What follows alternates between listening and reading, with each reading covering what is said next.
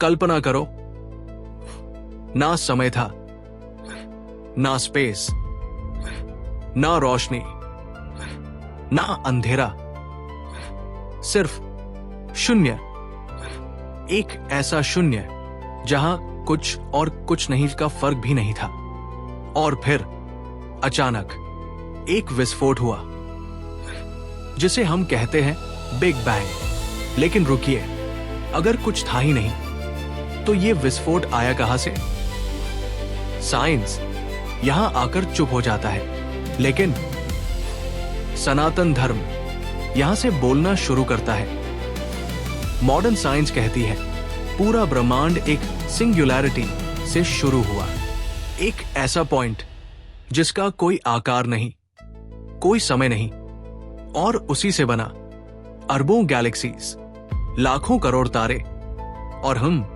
लेकिन फिजिक्स के सारे रूल्स उस मोमेंट पर फेल हो जाते हैं, आइंस्टाइन की थ्योरी भी, क्योंकि जहां टाइम ही एग्जिस्ट नहीं करता वहां पहले का सवाल ही नहीं बनता।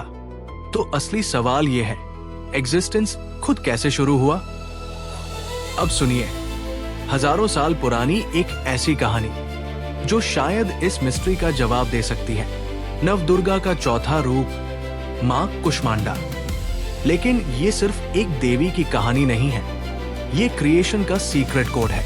कहा जाता है जब चारों तरफ सिर्फ अंधकार था, जब कुछ भी मैनिफेस्ट नहीं हुआ था, तब मां कुष्मांडा ने सिर्फ एक हल्की सी मुस्कान की और उसी क्षण एक अंड यानी ब्रह्मांड की रचना हो गई।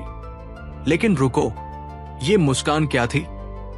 कोई साधारण मुस्कान नहीं, ये एक कॉस्मिक वाइब्रेशन थी, एक सूक्ष्म ऊर्जा जो फैलती गई और बन गया समय, बन गया स्पेस, बन गया मैटर।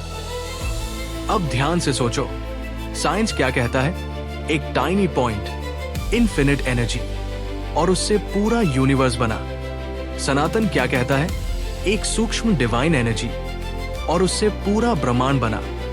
क्या ये सिर्फ एक कोइंसिडेंस है? बिग बैंग में साउंड नहीं था, लेकिन वाइब्रेशन था। मां कुष्मांडा की मुस्कान भी वाइब्रेशन थी। साइंस कहता है रैंडम एक्सप्लोजन, सनातन कहता है कॉन्शियस क्रिएशन। फर्क बस दृष्टिकोण का है।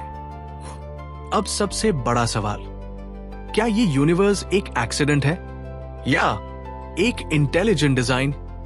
सनातन धर्म कहता है हर क्रिएशन के पीछे एक चेतना है। मां कुष्मांडा वही चेतना है। लेकिन असली ट्विस्ट यहां है, ये क्रिएशन सिर्फ बाहर नहीं हुआ, ये हर पल हमारे अंदर भी हो रहा है। जैसे उन्होंने ब्रह्मांड बनाया, वैसे ही हम भी अपने थॉट से अपनी रियलिटी बना रहे हैं। तो अगली बार जब आप आसमान की तरफ देखो, याद रखना, ये सिर्फ तारे नहीं हैं, ये एक डिवाइन एनर्जी का विस्तार है, मां कुष्मांडा की मुस्कान का परिणाम। अगर आपको लगता है कि साइंस और सनातन के बीच कोई गहरा कनेक्शन है, तो कमेंट में लिखो जय मां कुष्मांडा। और ऐसे ही रहस्यमयी सच जानने के लिए अभी सब्सक्राइब करो, क्योंकि असली ज्ञान अभी बाकी है।